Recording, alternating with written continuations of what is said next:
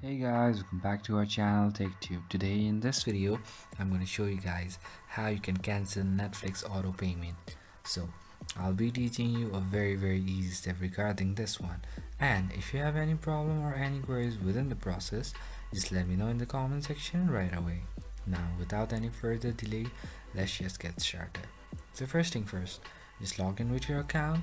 You can then log in from your Netflix app, or you can use your Netflix website, and then you can go to your profile that you use often. Then once you go over here, just go to membership and then go a bit down until you find this cancel membership option. Just press over here, and then over here you'll be having an option which will say pause for 1 month. So by pressing on it, the Netflix, let's say, auto payment will be cancelled.